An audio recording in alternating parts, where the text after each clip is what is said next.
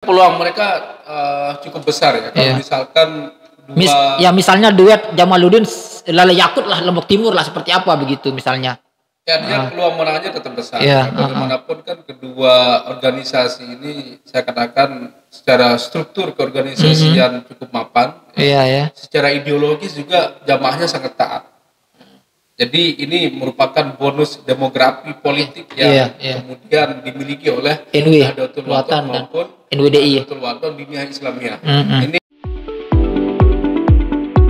Selamat datang di New Perspective.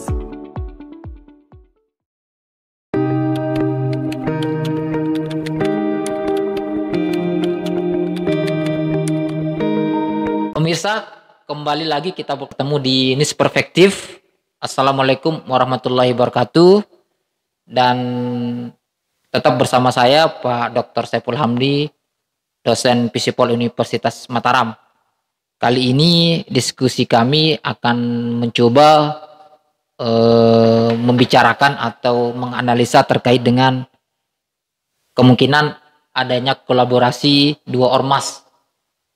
Yang dua ormas ini memang berasal dari satu tubuh yang sama begitu, yakni NW dan NWDI begitu di Pilkada 2024, apakah di Pilkada NTB maupun di Pilkada Kabupaten Kota. Sebelumnya saya pengen menyampaikan terkait dengan sosok Pak Saiful Hamdi ini. Beliau ini adalah dosen Fisipol Universitas Mataram yang cukup lama sudah meneliti dan melakukan riset terkait tentang Nahdlatul Wathon begitu. Bahkan buku beliau begitu, hasil riset beliau ini dengan judul Nahdlatul Wathon di Era Reformasi, Agama, Konflik Komunal dan Peta Rekonsiliasi. Ini salah satu hasil riset beliau selama beberapa tahun terkait dengan konflik NW begitu. Nah, seperti yang kita ketahui bahwa salah satu peta rekonsiliasi atau win-win solution yang dicapai dari konflik NW, yakni dengan NW Anjani tetap memakai nama Nahdlatul Wathon NW dan Pancor menjadi nama Nahdlatul Wathon Diniyah Islamiyah atau yang kita singkat dengan NWDI begitu. Nah, ini adalah menjadi kabar baik lah bagi kita bersama begitu, sebagai bentuk adanya rekonsiliasi atau win-win solution begitu dari konflik yang sudah cukup lama lah begitu terjadi di ormas NWDI, ormas NW ini begitu. Nah, tetapi mungkin yang akan lebih menjadi titik tekan kami, akan menjadi analis yang akan menjadi diskusi kami adalah terkait dengan terbentuknya dua ormas ini dan bagaimana peluang mereka untuk bisa berkolaborasi atau bekerja sama dalam momentum-momentum politik di NTB, terutama di pilkada. Karena kita tahu sendiri bahwa NW ini dan NWDI ini adalah punya basis massa yang real dan besar di NTB ini begitu. Tentunya dengan pilkada secara langsung begitu, itu akan memberikan sangat keuntungan bagi dua ormas ini, dan terbukti juga ormas NWDI ini kan bisa juga mengantarkan telah mengantarkan kader terbaiknya begitu, misalnya TGB menjadi gubernur NTB 2 periode, dan sekarang ada Ibu Rohmi juga menjadi wakil gubernur begitu. Nah, seperti apa ke depan kita lihat kemungkinan kolaborasi atau kerjasama politik dari dua ormas ini, dan itu pun juga sudah mulai tercipta di Pilkada Lombok Tengah kemarin begitu, Pilkada 2020 begitu, dengan NW dan NWDI mendukung paslon yang sama, yaitu paslon Masrun dan Habib begitu, meski memang keduanya kalah begitu. Dan saya pengen mengetahui lah dari analisanya Pak Dr. Saiful Hamdi ini terkait dengan kemungkinan kolaborasi atau koalisi politik dua ormas ini seperti apa ke depannya itu, terutama di pilkada ini. Ya, Mas Ani, terima kasih banyak, kita bertemu kembali. Ya, membicarakan Nahdlatul Wathon ini seperti never ending kalau bahasa orang ya. Tidak akan pernah berakhir begitu. Tidak ada ujungnya begitu. Tidak akan ujungnya begitu ya. NW ini ormas besar, ya termasuk NWDI sekarang ya, pasca istilah di Hotel Astoria, Lombok Astoria. Di mana kemudian ada kesepakatan pada waktu itu NW Anjani tetap menggunakan nama Nahdlatul Wathon. Sedangkan Pancor ya ada tambahan sedikit di ujungnya Nahdlatul Wathon Diniyah Islamiyah. Tetapi kemudian istilah ini sejujurnya Mas Ani ya tidak yang paling ideal. Tidak yang paling ideal gitu ya. Inginnya kedua tokoh ini bersatu gitu ya. Duduk dalam satu kepengurusan melanjutkan perjuangan Al-Maghfurullah Maulana Syekh ya, Tuan Guru Zainuddin Abdul Majid. Tetapi fakta sosial di lapangan berkata lain. Ketika misalkan kedua kubu ini tidak mampu saling mengakomodir, ya, kemudian lahirlah yang saya anggap seperti kata Mas Yani tadi itu ada win-win solution sebenarnya di sini. Kalau saya membahasakannya sebagai jalan tengah. Jalan tengah ya, jalan tengah ya. Bagaimana konflik NW yang panjang sekali dan melelahkan. Ya. Kalau kita bicara energi, berapa besar energi kita tersita. Ya, dengan kondisi konflik NW ini, belum kita bicara emosi, belum bicara kemudian perpecahan di masyarakat. Ya ini sangat panjang sekali. Jadi saya sangat bersyukur dengan adanya islah yang kemarin. Ya ini merupakan jalan NW untuk bisa dikatakan bersatu di satu sisi, bisa juga berpisah. Ya. Bersatu dalam artian satu napas untuk memperjuangkan apa yang diinginkan oleh Maulana Syekh, ya, baik yang ada terah di Zuriat yang ada di Pancor, maupun begitu juga yang ada di Anjani. Saya sih tetap mengatakan bahwa NWDI ya tetap orang NW, nggak bisa kita katakan mereka keluar dari NW, karena secara kultural ya memang mereka Nahdlatul Wathon kan. Tetapi ya itu Mas Ani, jadi saya sangat bersyukur dengan islah yang kemarin. Jadi konflik-konflik, gesekan-gesekan yang ada di bawah itu sedikit teredam lah begitu. Ya, teredam ya, mengalami reduksi lah kalau kita bicara pengurangan tensi yang ada di masyarakat. Ya jadi benar Mas Yani. Jadi buku saya ini sebenarnya disertasi saya dulu waktu saya S3. Ya, jadi saya mengangkat konflik Nahdlatul Wathon. Ya, jadi kebetulan waktu itu keluarga juga mengalami konflik ya di kampung saya itu sangat parah ya. Tetapi ya mudah-mudahan ini menjadi momentum kebangkitan kita bersama lah. Karena bagaimanapun ya ini kan namanya organisasi besar, ya pasti guncangannya juga cukup besar. Jadi ini pelajaran yang bisa kita ambil sebenarnya. Anggaplah misalkan kalau kita tidak nyaman dengan istilah konflik, bisa saja kita katakan bahwa ada ekspansi kan, ada pengembangan Nahdlatul Wathon. Dulunya hanya di Pancor, sekarang ada juga di Anjani. Nah ini saya kira hikmah-hikmah ya, kalau bahasa agamanya kan hikmah ya. Tapi kalau dalam sosiologi itu ada namanya teori fungsionalisme. Jadi ada fungsinya orang kemudian berkonflik, berpisah ya. Jadi muncul misalkan ada tokoh-tokoh baru ya, yang mungkin dulu tidak punya panggung ya di politik Nahdlatul Wathon, tapi sekarang sudah punya panggung ya. Cuman menariknya begini Mas Ani, NW dan NWDI ini dulu sebelum ada NWDI, dalam pengamatan saya ya, saya melihat bahwa konflik NW ini tidak murni persoalan persaingan di internal Nahdlatul Wathon, tetapi faktor-faktor eksternal ini yang kemudian juga perlu kita perhatikan. Bagaimana misalkan kepentingan kelompok-kelompok politik ya, baik di dalam NW maupun di luar NW yang kemudian ikut berkontribusi di dalam konflik ini begitu. Di dalam konflik ini.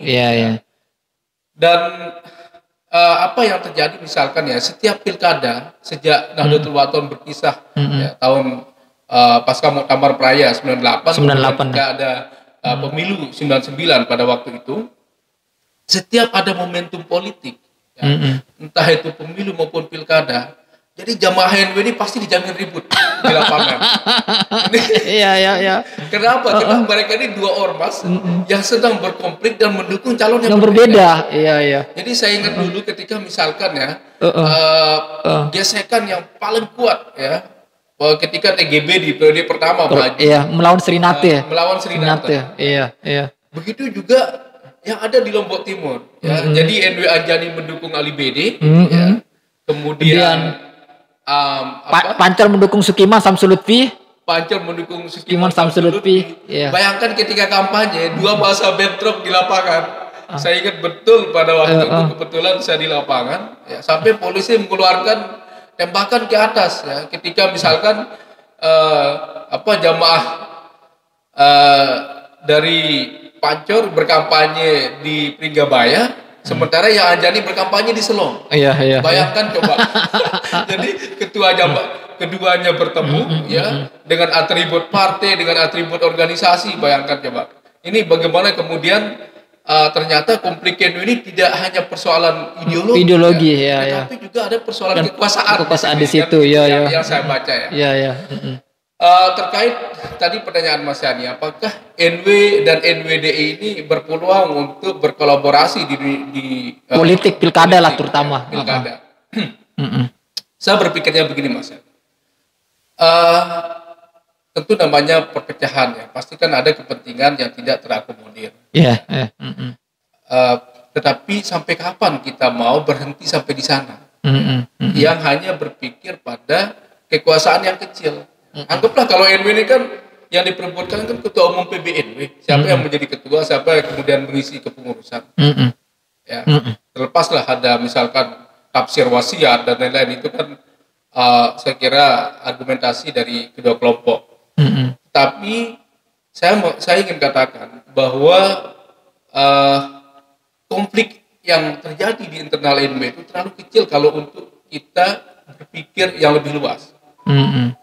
Kenapa kemudian elit-elit NW dan juga NWDI sekarang ya tidak bersatu memikirkan kekuasaan yang lebih besar? Ya. Seandainya misalkan NW ini bersatu pada pilkada NTB di 2024, termasuk pilkada kabupaten kota juga. Kemudian pilkada kabupaten kota, saya yakin ya declining politik yang dialami oleh NW ini bisa kemudian terangkat lagi begitu. Karena bagaimanapun berkaca pada kasusnya Gede Sakti, waktu mencalonkan diri pada pilkada Lombok Tengah. Pilkada Lombok Tengah tahun 2010 ya, pada waktu itu. Kan Bajang naik di 2028, kemudian Gede Sakti mencalonkan diri sebagai bupati di 2010. Dan apa yang terjadi? Jadi momentum islah ya, entah itu kena kepentingan politik dan lain-lain, tetapi kan semua bersatu dan hasilnya sangat positif pada waktu itu. Bayangkan Sakti ya bisa mengalahkan Suhaili di putaran pertama. Di putaran pertama ya. Seandainya, nah cuman kan persoalannya setelah mereka menang ya di putaran pertama, nah kedua ini nggak konsisten lagi. Iya. Tidak ada wacana islah yang kemudian digunakan pada periode kedua, karena mungkin Anjani sudah menganggap diri menang. Ya. Atau bisa juga mungkin Pancor sudah merasa tidak diajak begitu. Tetapi ya itulah, karena meski putaran keduanya kalah lah begitu dari Suhaili begitu. Iya, mereka kalah. Iya. Makanya kenapa kemudian yang menjadi pertaruhan pada waktu itu kan islah NW kan. Iya. Jadi kalau misalkan Gede Sakti menang, mungkin NW selesai persoalannya begitu. Tapi takdir berkata lain. Ya. Saya sih tidak mengatakan politik itu buruk. Kalau orang berislah karena konflik dan karena politik dan kekuasaan, it's okay. Itu jalannya begitu kan. Nah, untuk menyambut pilkada 2024 ini saya melihat karena kita sudah punya rumah masing-masing sekarang, punya ekspansi jamaah ya, perekrutan jamaah yang berbeda basis ya. Katakanlah kan NWDI pasti merekrut orang-orang yang bisa saja di luar NW kan sebelumnya untuk bergabung di sana. Kemudian gerakan NW yang ada di Anjani mengirim banyak kadernya di berbagai daerah misalkan ya. Kalau saya baca kemarin sempat Maulana Syekh ya, karena RTGB sudah berganti gelar beliau. Jadi Maulana Syekh Tuan Guru Zainuddin Atsani, beliau melantik kepengurusan yang ada di Aceh, kemudian sekarang di Papua. Artinya bahwa NW sendiri punya modal yang sangat besar. Ya. Jadi saya pernah membayangkan NW ini sebenarnya udah bisa buat partai begitu Mas. Oh begitu buat ya. Partai politik. Bikin partai begitu. Seandainya ya. Maulana Syekh masih hidup mungkin di era reformasi ini, saya yakin beliau punya modal besar untuk mendirikan partai politik. Kenapa kemudian NW ini nggak pernah berpikir ke sana? Bayangkan semua provinsi ada cabangnya, entah itu NWDI maupun NW, ya. Mereka punya cabang, punya madrasah. Tinggal misalkan didorong sedikit buat partai politik misalkan ya. Kalau suara-suara 3 juta insya Allah lah, saya yakin NW punya suara. Gitu. Apalagi TGB punya track record politik yang bagus di dunia politik Islam maupun keindonesiaan sekarang. Jadi itu yang saya lihat. Nah, kalau kita bicara pilkada 2024 ini kan nanti ada pilkada kabupaten, ada pilkada gubernur begitu. Nah, kalau kita bicara beberapa daerah yang bisa kita bilang menjadi basis utama, misalnya baik NW maupun NWDI, terutama Lombok Timur lah misalnya, kan di situ nanti akan ada pilkada bupati, wakil bupati. Nah, ketika dua ormas ini bersatu begitu dan mengusung kandidat yang sama, tentu ini kan sulit untuk bisa dikalahkan oleh kekuatan politik yang lain. Misalnya kayak Lombok Timur akan sulit untuk dikalahkan kalau seandainya Anjani dan Pancor ini bersatu. Dan apalagi kalau mereka mengusung kader-kader terbaiknya, terutama misalnya mungkin yang merupakan ya zuriat lah begitu bisa kita katakan. Dan dua ormas ini pun tidak kekurangan kader begitu. Misalnya kan dari Pancor ada sekarang yang lagi digadang-gadang lah Pak Jamaluddin begitu. Terus kalau dari Anjani kan ada Ibu Lale Yakut, Gede Samsu dan sebagainya begitu. Nah, kalau Abang melihat kemungkinan mendorong bersatunya dua NW ini dan mengusung kandidat yang sama begitu seperti apa begitu? Ya. Saya kira peluang mereka cukup besar ya. Kalau misalkan misalnya duet Jamaluddin Lale Yakut lah Lombok Timur lah seperti apa begitu misalnya. Ya, dia peluang menangnya tetap besar. Bagaimanapun kan kedua organisasi ini saya katakan secara struktur keorganisasian cukup mapan. Secara ideologis juga jamaahnya sangat taat. Jadi ini merupakan bonus demografi politik yang kemudian dimiliki oleh Nahdlatul Wathon maupun Nahdlatul Wathon Diniyah Islamiyah. Ini saya kira modal sosial ya. Jadi sangat lengkap modal yang kita miliki. Kalau Fukuyama bicara tentang sosial kapital ya. Bicara tentang sosial kapitalnya ada kepercayaan, kemudian ada jaringan. NW punya semua. NWDI punya. Kemudian bicara spiritual capital, ini kan banyak tokoh-tokohnya menjadi tuan guru, ini kan simbol ya. Jadi artinya saya melihat bahwa peluang mereka ini cukup besar dan bisa memenangkan pilkada di Kabupaten Lombok Timur karena basis NW memang di Lombok Timur yang terbesar ya. Termasuk kemungkinan juga pilkada NTB begitu kalau seandainya dua kekuatan ini mendukung kandidat yang sama begitu. Ya, cuman kan kolaborasi ini masalahnya tidak harus apple to apple ya. Jadi harus melihat misalkan siapa yang jadi prioritas. Misalkan kalau mereka mendukung calon yang sama di pilkada Lombok Timur misalkan ya. Tidak harus misalkan Pancor jadi wakil kemudian Anjani jadi nomor 1 misalnya atau sebaliknya. Bisa saja misalkan satu yang diunggulkan ya dari tokoh NW siapa, lalu wakilnya bisa saja dari kelompok lain, dari partai lain gitu. Biar suara juga bertambah kan kalau kita bicara strategi politik. Nah, kemudian nanti yang mengatur birokrasi kader-kader NW saya kira tidak kekurangan. Jadi itu yang kemudian menjadi rekomendasi saya ya. Tidak harus kemudian kolaborasi atau koalisi politik itu, apalagi di tingkat ormas ya. Karena ormas ini bukan partai. Bukan partai ya. Tidak harus dia kemudian menawarkan sesuatu yang unrationable lah menurut saya. Misalkan Anjani Ngotor punya calon, Pancor juga punya calon, gitu ya. Untuk konteks NTB saya kira sulit untuk memenangkan. Ya, kenapa? Karena pertama bicara basis sama, pasti ada nanti common enemy. Iya. Jadi musuh bersama itu perlu kita antisipasi begitu. Cuman kalau bicara kader ya memang organisasi NW ini kan beda dengan ormas lain, Mas. Kalau Muhammadiyah ini kan sudah bertransformasi menjadi organisasi modern, fully modern dalam artian baik secara keorganisasian ya dan juga dalam konteks bagaimana mereka memilih pemimpin.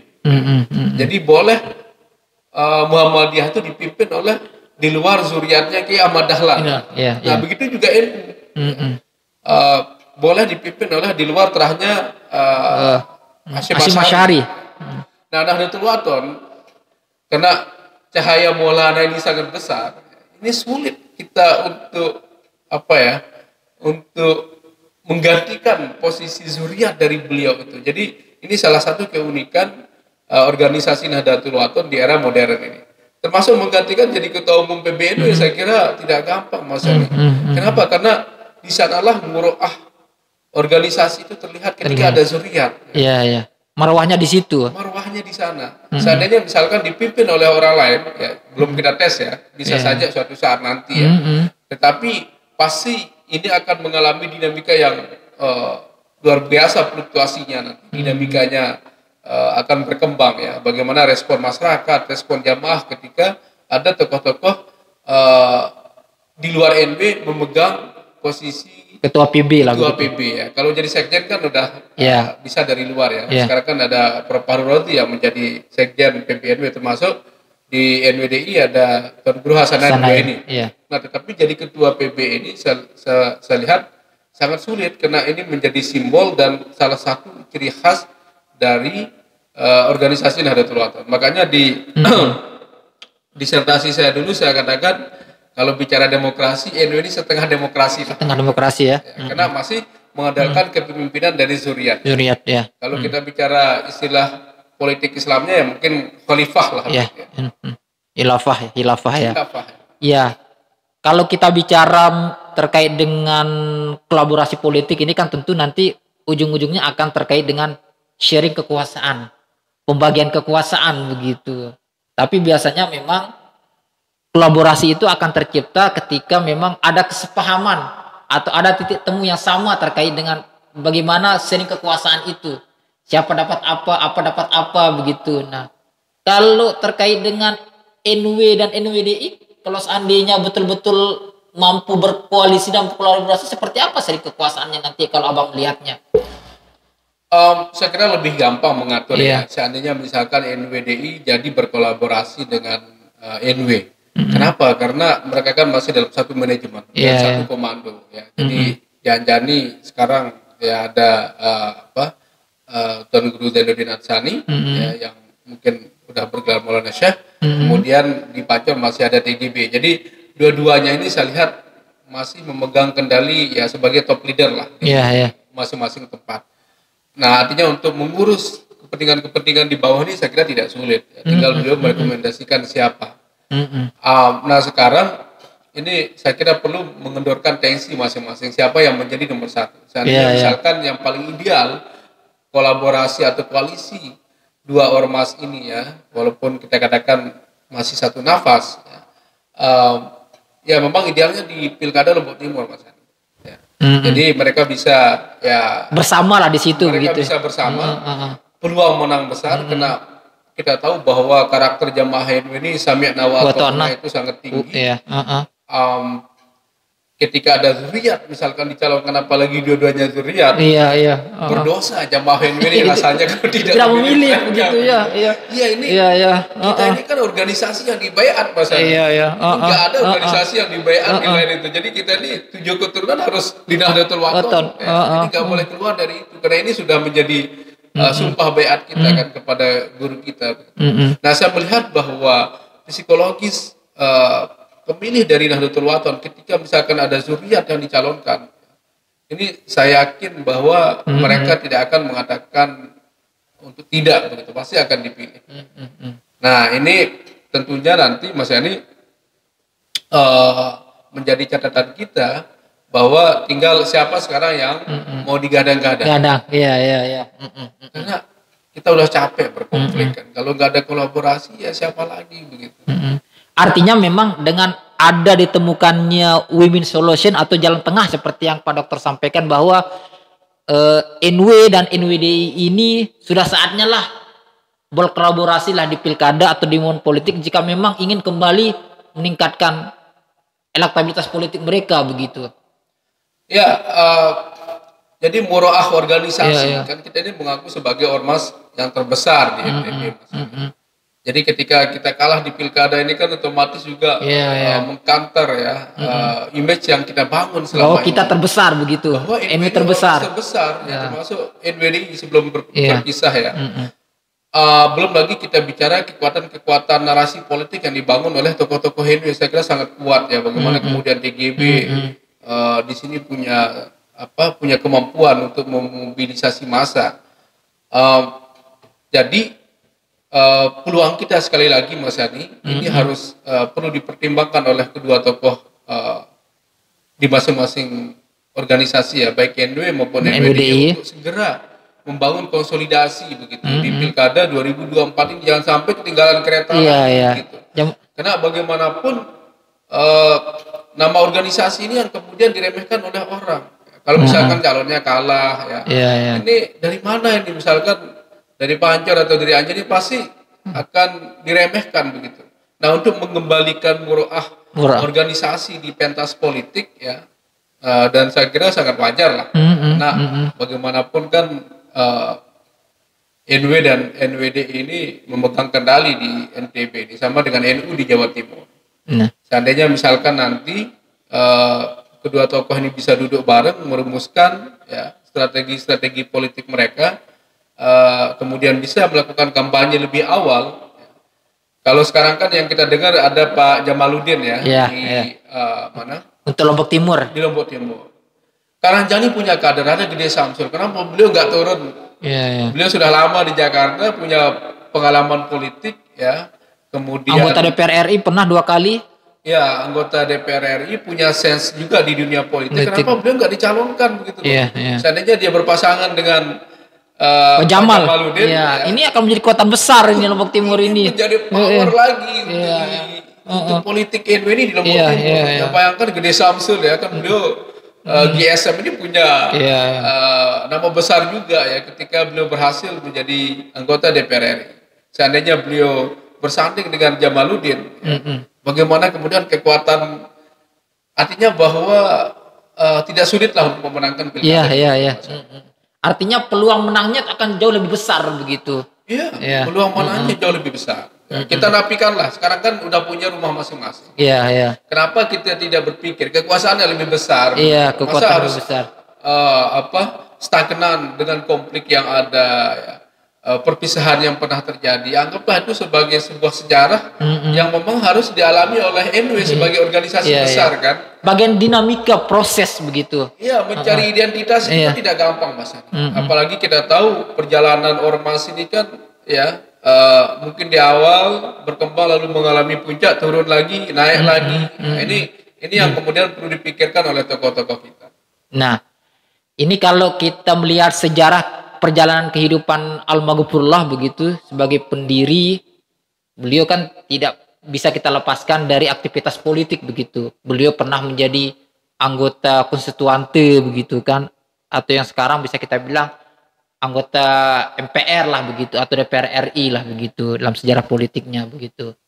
Dan itu juga menjadi bukti bahwa memang beliau ini kan sangat dekat atau sangat tidak bisa dilepaskan dari aktivitas politik begitu. Dan zuriat-zuriat di bawah pun sudah melakukan aktivitas politik begitu kan. Misalnya kayak TGB di Pancor membuktikan diri pernah jadi anggota DPR RI, terus menjadi gubernur NTB 2 periode. Nah, di Anjani sendiri pun kita lihat kan ada sosok Gede Sakti juga jadi anggota DPR provinsi juga, kabupaten Lombok Tengah juga begitu, meski memang di pilkada beliau kalah. Nah, terkait hal itu mungkin kalau pandangan Pak Dokter terkait dengan Maulana TGB Sani begitu, kalau seandainya peluang beliau untuk maju di kontestasi politik seperti apa Pak Dokter melihatnya? Karena bagaimanapun kita bisa bilang kan beliau lah kalau yang dianjani lah begitu. Maulana Syekh Tuan Guru Zainuddin Athani. Jadi beliau yang kemudian mewarisi gelar kakeknya sekarang ini. Saya melihat memang beliau kan belum muncul ya di politik. Ya, beliau selama ini menjadi man behind the scene. Ya, artinya di belakang layar lah begitu. Belum tampil di panggung politik. Saya melihat beliau punya potensi ya. Jadi dari Athani saya lihat beliau punya potensi, punya kemampuan manajerial organisasi yang cukup baik sebenarnya. Dan ini dengan kapital yang beliau miliki ya sebagai seorang pewaris Maulana, kemudian ikon di Anjani. Kenapa kemudian beliau tidak maju di pilkada misalnya? Di pilkada NTB, apalagi pilkada Lotim ya. Seandainya beliau maju dengan berpasangan dengan Jamaluddin ya kayak apa? Ngeri ya pertarungannya ini. Ini pihak lawan akan berpikir 10 kali untuk maju. Ini Maulana Syekh yang bertarung kan? Ya artinya bahwa kalau kita bicara konsep Maulana ya, bagaimana kemudian memadukan agama dan negara ini yang pernah kita bahas. Ya, kemarin Gus Yakut ya ketika menghadiri Hultahen WDI, saya lihat beliau menyentuh itu. Sekarang kita banyak berdebat tentang Pancasila, bagaimana hubungan agama dan negara. Kata Gus Yakut, Maulana Syekh sudah melakukan itu. Jadi Maulana selalu menempatkan ya agama ya tentu menjadi pondasi awal, tetapi bernegara juga tidak boleh kita lupakan. Jadi kan Maulana ini pernah di Masumi, pernah menjadi anggota konstituante di Jakarta. Seharusnya kan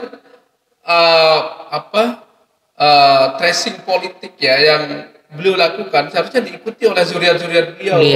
Nah ini yang saya lihat di Anjani ya, khususnya Maulana Syekh Zainuddin Athani ini belum muncul begitu. Seandainya misalkan untuk menjawab beliau adalah pengganti Maulana Syekh, seharusnya beliau juga harus terjun di politik. Ini saran saya ya. Kita harus kemudian untuk konteks modern sekarang ini kita kan ada dua pilihan Mas. Duduk untuk dimanfaatkan politisi atau terlibat langsung. Kita yang memainkan peran di situ. Kita yang memainkan peran di situ. Persoalan bagaimana memimpin kan gak ada sulitnya Mas Ani. Menjadi bupati, gubernur bahkan presiden gak ada sulitnya. Uang sudah ada bayangkan. Yang susah ini kan menjadi pimpinan pesantren karena gak ada duitnya. Atau dia punya perangkat birokrasi yang siap bekerja. Atau pimpinan yayasan selalu buat proposal kemana-mana gitu. Ini bayangkan ya jadi bupati, gubernur, presiden, ya. Ajudan banyak, pegawai banyak, ya. Kemudian budget untuk memimpin ada, apa susahnya gitu loh. Tinggal berkreasi aja. Jadi nggak perlu pinter lah. Jokowi kan nggak pinter-pinter amat bisa jadi presiden. Tetapi apa yang menjadi rahasia beliau adalah saya lihat ya beliau selesai dengan dirinya. Artinya dia tidak nggak mikir lagi keterjebakan dalam konteks korupsi dan lain-lain. Ini saya kira menjadi PR besar ya. Kalau seorang pemimpin masih punya niat korup dan haus kekuasaan, dia akan selesai. Artinya sekarang atau besok. Artinya menurut pandangan Pak Dokter, Maulana Syekh TGB Sani punya kans yang cukup besar lah kalau beliau memang mau terjun di politik begitu. Oh iya, punya kans besar beliau. Jadi beliau menjadi ikon ya, menjadi tokoh besar di Anjani. Kalau bahasa beliau kan selalu mengatakan merbot NW kan. Artinya beliau yang menjaga gawang di NW di Anjani. Nah di Panjor kita tahu sudah terbukti TGB Zainul Majdi di sana kan. Nah yang belum muncul memang beliau ini. Jadi kita harapkan beliau harus terjun ke politik ini. Biar Muroah NW juga bisa naik gitu. Dan saya yakin jamaah pasti senang. Tidak harus kan begini Mas Yani. Pasca reformasi ini kalau kita membaca peta politik ya, bahwa ini saya sebut sebagai kebangkitan politik Tuan Guru. Dulu kan daerah kita ini dikuasai oleh kelompok bangsawan. Bangsawan dan abangan. Bangsawan ini tidak hanya representasi sebagai ikon adat, tetapi mereka juga menjadi representasi pemerintah. Jadi mereka yang menguasai pemerintahan. Nah, ketika misalkan muncul tuan guru dengan sistem reformasi birokrasi dan pemerintahan desentralisasi ini, kemudian mereka bangkit begitu. Ya eranya TGB kita lihat siapa yang bukan tuan guru menjadi kepala daerah. Kepala daerah ya. Mulai dari tuan guru Ahyar, kemudian ada tuan guru Najmul Ahyar. Ya di Lombok Timur ya walaupun bukan tuan guru Ustadz lah Sukiman Admi misalkan ya. Dan ya di Lombok Tengah walaupun bukan dari NU kan minimal tuan guru juga yang berkuasa kan tuan guru Suhaili. Ya artinya saya melihat bahwa era reformasi ini adalah era kebangkitan politik tuan guru ya. Ya seharusnya mereka harus terjun di dunia politik.